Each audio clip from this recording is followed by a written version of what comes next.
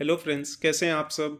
उम्मीद करता हूँ आप सब विंटर्स एंजॉय कर रहे होंगे और अपने और अपने फैमिली को कोविड से सेफ रख रहे होंगे। तो चलिए शुरू करते हैं ये वीडियो। शुरुआत में मैं आपसे एक ऐसी बात शेयर करना चाहता हूँ जो अपने रेगुलरली सुनते हैं, लेकिन मोस्टली ये बात झूठी होती है। फॉर एग्जांपल, जब कोई ये कहता है कि पैसों की बात नहीं है, तो अल्टीमेटली कहने का मतलब यही होता है कि पैसों की ही बात है। तो पैसे बहुत ज़रूरी हैं लाइफ में। हाँ, सब कुछ नहीं है, लेकिन पैसे बहुत बहुत ज़रूरी हैं। फॉर एग्जांपल, खुद के कॉन्फिडेंस के लिए पैसे बहुत ज़रूरी हैं। जैसे मैं अपना एक्सपीरियंस आप लोगों से शेयर करता हूँ।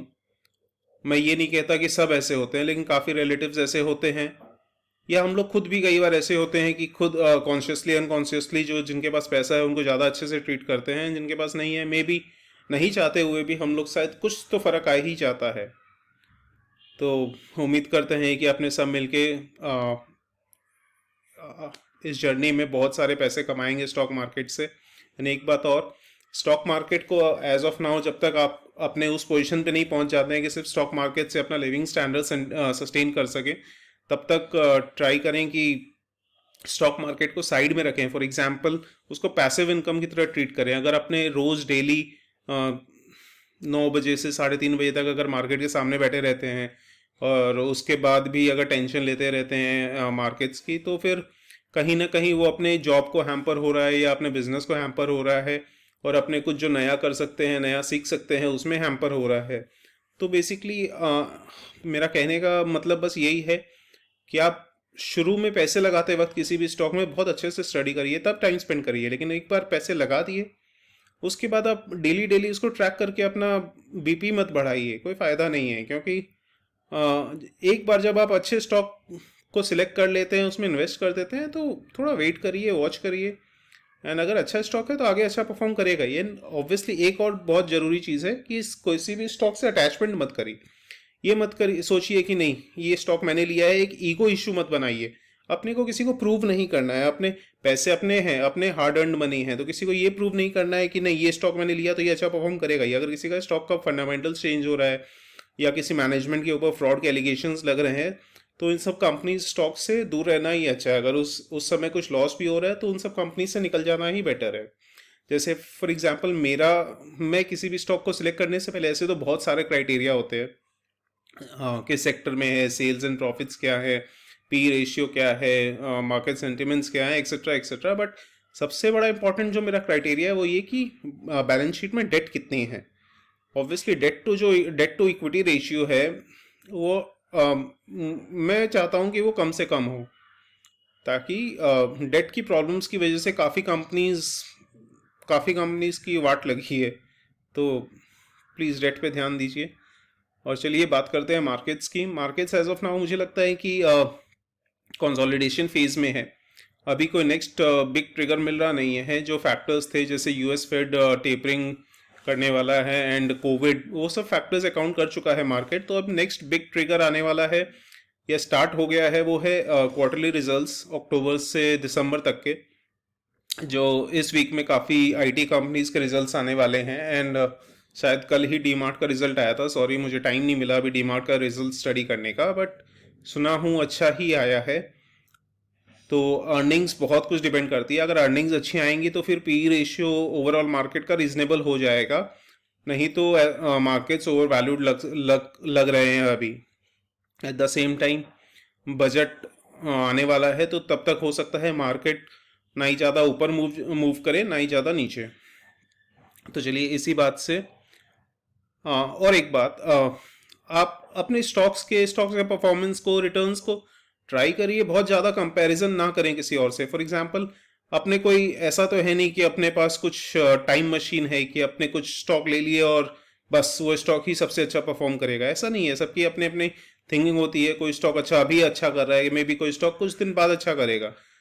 तो किसी का पोर्टफोलियो में भी इस साल अच्छा रिटर्न जनरेट कर रहा है, नेक्स्ट ईयर में भी उतना ना करे। तो कहने का मतलब ये है कि अपने को ट्राई करना है कि जो मार्केट को बीट करना है। अगर मार्केट जितना रिटर्न दे रहा है, अपने को उससे बहुत अच्छा रिटर्न बनाना है। ये कंपेयर नहीं करना है कि भैया उसने तो इतने ज़्यादा रिटर्न बनाए, मैंने क्यों नहीं बनाए। तो ऑब्वियसली उसने शायद रिस्क ज़्यादा लिया होगा, उसको अपना कैपिटल का डर नहीं है। तो मेरा क्राइटेरिया ये रहता है कि पहले मैं अपना कैपिटल सेफ रखूँ, उसके बाद जितना अच्छा रिटर्न जनरेट कर सकूँ उतना अच्छा है। तो चलिए इस वीडियो में मैं आप लोगों के साथ दो ऐसे स्टॉक शेयर करना चाहता हूं जो मैं खुद होल्ड कर रहा हूं, एंड मैं आगे इस साल के लिए और आगे फ्यूचर के लिए भी बहुत बुलिश हूं। और आगे आगे वीडियोस में आप लोगों से कुछ और स्टॉक शेयर करूंगा, या मैं अपने पोर्टफोलियो के बारे में शेयर करूंगा कि मेरे पोर्टफोलियो में टॉप 3 स्टॉक्स कौन से हैं मार्केट वैल्यू के हिसाब से, इन्वेस्टमेंट के हिसाब से, और एंड आगे उन स्टॉक्स का क्या फ्यूचर है। अ, तो चलिए पहला पहला जो स्टॉक मैं आप लोगों से डिस्कस करना चाहता हूँ वो है BCL industries. BCL industries basically oil business में है। इसकी ऑयल रिफाइनरी है, ऑयल सीड क्रशिंग यूनिट है। Oil seed crushing unit basically अलग अलग जो सीड्स होते हैं कॉटन के या और कुछ के, जिससे वो बेसिकली क्रश करके उससे जो ऑयल निकालते हैं उसको ऑयल सीड क्रशिंग यूनिट बोलते हैं। राइस सेलर है। राइस सेलर बेसिकली जो धान जो होती है चावल की, उसको अलग करके जो चावल निकाले जाते हैं, राइस निकाले जाते हैं, उसको राइस सेलर बोलते हैं। एंड ये कंपनी अभी डाइवर्सिफाई भी कर रही है रियल एस्टेट में भी। इन्होंने भटिंडा में दो अच्छे प्रोजेक्ट्स बनाए हैं। मैंने उन दोनों प्रोजेक्ट्स को सर्च भी किया था और गूगल पे अच्छी रिव्यूज़ हैं, देखने में भी अच्छे लग रहे हैं। तो और ये अभी कंपनी काफ़ी एक्सपेंशन फेज में है। ग्रेन बेस्ड इथेनॉल मैन्युफैक्चरर्स हैं ये। अ, इससे क्या है कि जैसे आप जानते हैं कि इथेनॉल की डिमांड बहुत ज़्यादा बढ़ रही है, तो ये कंपनी अपने आप को इथेनॉल जो कैपेसिटी है वो भी बढ़ा रही है। इन्होंने अपनी रिसेंटली भटिंडा में जो प्लांट है वो एक्सपैंड की है। एंड उसमें एक प्रोजेक्ट भी लगाया है, जिसमें उस प्रोजेक्ट में एक पावर पॉइंट भी लगाया है, सॉरी पावर प्लांट भी लगाया है, जिसमें जो राइस का जो वेस्ट है, जो धान मैंने बोला, जो चावल निकलने के बाद जो वेस्ट बचता है उसको यूज करके फ्यूल यूज करेंगे उस पावर प्लांट में इलेक्ट्रिसिटी जनरेट करने के लिए। तो ये एक इससे दिखाती है कि मैनेजमेंट काफ़ी इनोवेटिव है, एंड आगे चल के मैनेजमेंट बहुत अच्छा कर सकती है। तो चलिए नेक्स्ट जो है इसके फाइनेंशियल्स पर नज़र डालते हैं। एक 791 करोड़ की कंपनी है मार्केट कैप, तो काफ़ी काफ़ी कम है, काफ़ी स्मॉल कैप है। तो इस चीज़ को, जैसे मैं बार बार कहता हूँ कि इस चीज़ को अपने नज़रअंदाज नहीं कर सकते। काफ़ी बड़ा फैक्टर है कि स्मॉल कैप है, तो अपने रिस्क के हिसाब से इस चीज़ को कंसिडर करिए। हाँ, करंट प्राइस इसका है 328। प्रेजेंट प्राइस अर्निंग्स रेशियो 12.5 का है। लास्ट क्वार्टर की जो एक्सक्यूज मी, लास्ट क्वार्टर की ईपीएस 8.71 थी। तो नेक्स्ट ईयर की ईपीएस अप्रॉक्सीमेटली 9 × 436 हो जाएगी। That means forward P ratio जो है, अगर प्रेजेंट प्राइस के हिसाब से देखें तो 9.1 के आसपास आ रहा है, which is very reasonable. Excuse me. तो ये जैसे ये इनके वेबसाइट से मैंने निकाला है, 2016 से 2020 में काफ़ी काफ़ी अच्छा एक्सपेंशन कर रही है।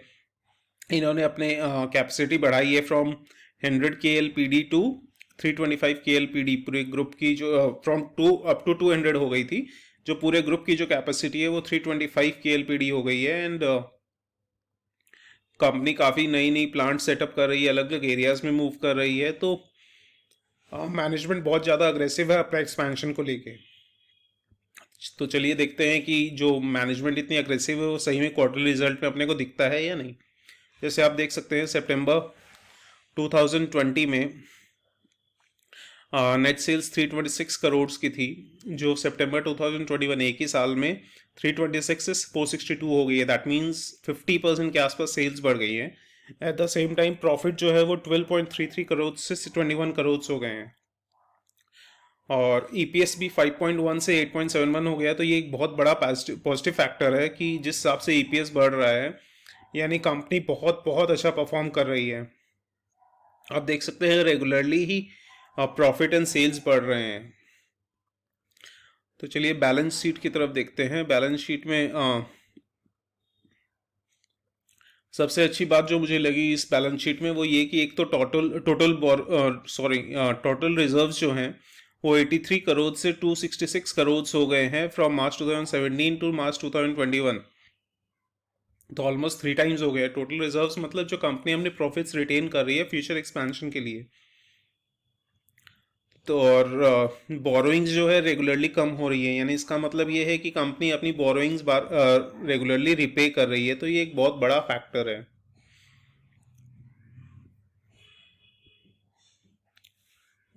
बोरोइंग्स रिपे करने से और एक चीज़ ये होती है कि जो इंटरेस्ट ऑब्लिगेशंस होते हैं, इंटरेस्ट पेमेंट्स होते हैं, वो कम हो जाते हैं, जिससे अर्निंग्स बढ़ती हैं।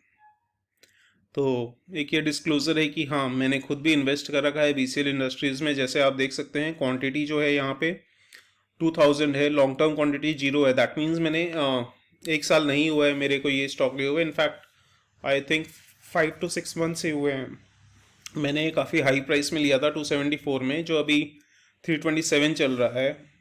तो अभी भी प्रॉफिट में हूँ 20%, लेकिन इस स्टॉक से मुझे बहुत ज़्यादा उम्मीदें हैं कि ये मुझे फ्यूचर में और ज़्यादा रिटर्न जनरेट करके देगा। एंड 10,000 का डिविडेंड भी मिला है मुझे बीसीएल इंडस्ट्रीज से। जुबिलियंट, नेक्स्ट जो कंपनी मैं आप लोगों के साथ डिस्कस करना चाहता हूँ वो है जुबिलियंट इनग्रेविया। ये basically pharma and life science company है। इनके काफ़ी अलग अलग सेक्टर्स में बिजनेस है, लेकिन ये एक सबसे जो इम्पोर्टेंट फैक्टर है वो एक जो की इंग्रेडिएंट है फार्मा में, मेडिसिन में, पायरिडीन, उसकी ये one of the biggest suppliers है ग्लोबली। और विटामिन बी3 में भी इसका 18% ग्लोबल मार्केट शेयर है। और पायरिडीन जो है वो medicine, vitamin, food flavouring, plant dye, कई चीज़ में यूज़ होता है। इसकी पायरिडीन की रेगुलरली डिमांड बढ़ रही है। अनदर बिग इंग्रेडिएंट जो कंपनी बनाती है वो है acetic acid. Acetic acid vinegar, जैसे आप जानते हैं विनेगर में एसिटिक एसिड यूज़ होता है, फूड फ्लेवरिंग में यूज़ होता है, क्लीनिंग, लॉन्ड्री एक्सेट्रा में यूज़ होता है। और अभी कंपनी रिसेंटली इथेनॉल पे भी काफ़ी ज़्यादा फोकस करने लगी है। At the same time animal nutrition and health solutions में भी कंपनी का बिजनेस है। और मुझे ये सेक्टर बहुत अच्छा लगा, क्योंकि जैसे एक पर्सनल एग्जांपल ये है, मैं किसी भी स्टॉक को लेने से पहले ये ट्राई करता हूँ कि उसको अपनी पर्सनल लाइफ या मैं जो आसपास ऑब्जर्व कर पा रहा हूँ उससे कनेक्ट कर पा रहा हूँ या नहीं। इसमें यह है कि एनिमल न्यूट्रिशन, जैसे फॉर एग्जांपल मैं जिस सोसाइटी में रहता हूँ, कुछ साल पहले वह हार्डली कुछ डॉग्स थे, लेकिन अभी काफ़ी फैमिलीज के पास एक पेट डॉग है। इनफैक्ट हम लोग खुद भी कंसिडर कर रहे थे एक पेट डॉग लाने के लिए। तो आप देख सकते हैं कि एनिमल जो पेट्स हैं वो काफ़ी ज़्यादा बढ़ रहे हैं फैमिलीज में। तो उस हिसाब से एनिमल न्यूट्रिशन की डिमांड फ्यूचर में बहुत रहने वाली है। तो एनिमल न्यूट्रिशन में कंपनी काफ़ी इंग्रेडिएंट्स एंड काफ़ी प्रोडक्ट्स बनाती है अलग अलग। जो एनिमल न्यूट्रिशन में जो प्रोडक्ट्स अलग अलग कंपनीज बनाती है उनको इंग्रेडिएंट सप्लाई करती है। तो अब चलते हैं कि फाइनेंशियल्स की तरफ। इसका मार्केट कैप 9,000 करोड़ का है। लास्ट क्वार्टर का ईपीएस अराउंड 8 था। तो उस हिसाब से जैसे मैंने पहले एक्सप्लेन किया कि फॉरवर्ड पीई रेशियो अगर प्रेजेंट प्राइस 570 है, 570 divide by 32 which comes to around 18। और एक बहुत इंपॉर्टेंट चीज, इसका 52 वीक हाई 838 का है। दैट मीन्स ये स्टॉक काफी ज्यादा करेक्ट हुआ है। अभी रिसेंट में काफी फार्मा से रिलेटेड कंपनीज बहुत ज्यादा प्रेशर में थी उस, और लास्ट क्वार्टर का रिजल्ट भी इसका प्रॉफिट्स उतना ज़्यादा अच्छा नहीं आया, क्योंकि जो ओवरऑल इंग्रेडिएंट्स जो ये रॉ मटेरियल्स यूज़ करते हैं उनके कॉस्ट बहुत बढ़ रहे हैं। एंड मैं किसी लेकिन मेरा क्राइटेरिया जो होता है, प्रॉफिट्स ठीक है थोड़ा बहुत कम हो जाए चलेगा, लेकिन सबसे इंपॉर्टेंट ये होता है कि एक्सक्यूज मी, सेल्स रेगुलरली बढ़ रही हैं या नहीं। क्योंकि कॉस्ट आप एक हद तक कंट्रोल करके प्रॉफिट्स बढ़ा सकते हो, लेकिन सेल्स अगर ज़्यादा नहीं बढ़ रही हैं तो प्रॉफिट ज़्यादा बढ़ने का ज़्यादा स्कोप नहीं है। ठीक है, किसी क्वार्टर में कॉस्ट में प्रेशर रहा, उस वजह से अगर थोड़ा बहुत नेट प्रॉफिट में कम हुआ तो कोई प्रॉब्लम नहीं है एज सच। वहाँ इनफैक्ट अपने को जो भी स्टॉक है वो अच्छे प्राइस में मिल जाता है, तो ये एक अपॉर्चुनिटी ही है। जैसे आप देख सकते हैं क्वार्टरली रिजल्ट,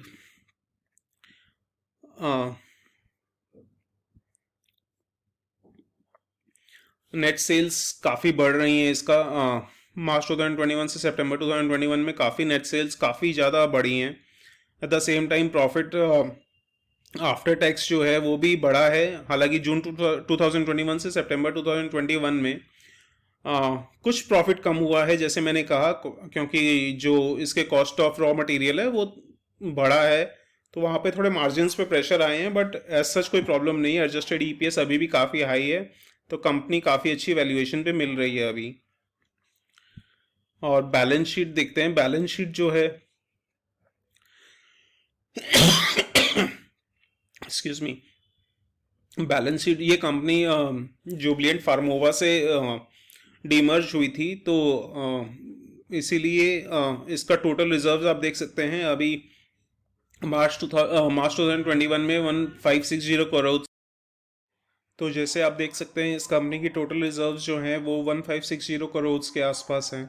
कम उसके कंपैरिजन में जो बोरोइंग्स हैं वो 646 करोड़ ही हैं।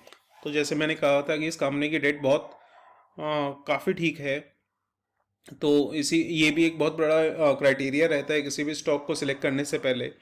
और एक आप जरूर और एक चीज़ कंसिडर करिए, लॉन्ग टर्म डेट तो ठीक है कि भाई बोरोइंग्स कितनी है जो बेसिकली लॉन्ग टर्म में रिपे करनी है, बट एक और इम्पॉर्टेंट फैक्टर होता है कि करंट एसेट्स और करंट लाइबिलिटीज़। करंट एसेट्स और करंट लाइबिलिटीज़ क्या है बेसिकली कि शॉर्ट टर्म में कि कौन कौन सी जो एसेट्स हैं जो आप जल्दी कैश में कन्वर्ट हो सकते हैं उसको करंट एसेट्स बोलते हैं। एंड करंट लाइबिलिटीज़ बेसिकली वो लाइबिलिटीज़ होती हैं जिसको within the next operating period या within the next 1 year जो हम लोग को रिपे करनी होती हैं। तो आप देख सकते हैं करंट लाइबिलिटीज इस कंपनी की 880 करोड़ है, उसके कंपैरिजन में जो करंट एसेट्स है वो 1300 करोड़ के आसपास है। तो काफ़ी अच्छी लिक्विडिटी है कंपनी में, तो कोई प्रॉब्लम नहीं है एज सच। कई बार क्या होता है कि लिक्विडिटी या शॉर्ट टर्म प्रॉब्लम्स की वजह से कंपनी काफ़ी प्रॉब्लम्स में आ जाती हैं, उसकी वजह से फिक्स एसेट्स जो है लिक्विडेट करने पड़ते हैं डिस्काउंट पे, या maybe emergency funds raise करने पड़ते हैं काफ़ी हाई रेट ऑफ इंटरेस्ट में या हाई कॉस्ट में। तो एज सच इस कंपनी में ये भी प्रॉब्लम नहीं है। तो एक और डिस्क्लोजर इस कंपनी को लेकर ही वो ये कि मैं भी इस कंपनी को होल्ड कर रहा हूँ। जैसे आप देख सकते हैं क्वांटिटी जो है मेरी वो 1000 के आसपास है, इनफैक्ट 1000 एग्जैक्टली है। लॉन्ग टर्म क्वांटिटी मेरी 0 है। ये मेरे H D F C securities का अकाउंट है। मेरे 2-3 अकाउंट्स हैं अपने और फैमिली मेम्बर्स के नाम से। तो जुबिलेंट इनग्रेविया जो है लॉन्ग टर्म क्वांटिटी नहीं है, ये मुझे ऑब्वियसली 1 साल भी नहीं हुआ इस कंपनी को लिए हुए है ना। जैसे आप देख सकते हैं कि कंपनी ने मुझे अराउंड 29% रिटर्न जनरेट करके दिया है अभी। और एक बात, आप प्लीज़ कमेंट करके ये बताइए कि मैं आपसे अपनी क्वांटिटी और शेयर्स मैंने ले रखे हैं किस प्राइस पे ले रखे हैं, किस क्वांटिटी पे ले रखे हैं, वो डिस्कस करूं या नहीं, क्योंकि ऑब्वियसली ये कुछ ज़्यादा ही हो जाता है। मोस्टली काफ़ी यूट्यूबर्स ऐसा नहीं करते, बट मैं ऑब्वियसली एक ट्रस्ट बिल्ड करना चाहता हूँ अपने जो भी मुझे देख रहे हैं इस वीडियो में, वो ये कि भाई मैं आप लोगों को ऐसे ऐसे ही स्टॉक्स नहीं बताता कि हवा में तीर नहीं मारता। मैं एक्चुअली उन स्टॉक्स को ओन करता हूँ या फिर मैं लेने वाला होता हूँ। तो ताकि उससे आप लोगों को भी यकीन हो कि भाई हाँ ठीक है, लॉस होगा तो इस बंदे का खुद का भी होगा। और जुबिलेंट इनग्रेविया जो है मैं अभी मार्केट्स को देख रहा हूँ, अगर मार्केट थोड़े करेक्ट होते हैं तो ऑब्वियसली जुबिलेंट इनग्रेविया पे भी असर आएगा, तब मैं इसको और ऐड करूँगा, क्योंकि इस स्टॉक पे मैं बहुत ज़्यादा बुलिश हूँ।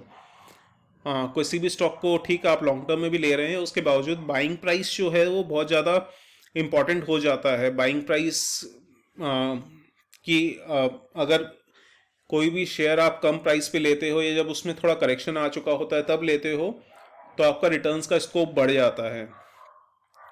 तो ये थे दोनों स्टॉक। प्लीज़ आप कमेंट करके ज़रूर बताइएगा कि कैसे लगे आपको ये दोनों स्टॉक्स और कैसे लगा मेरा वीडियो।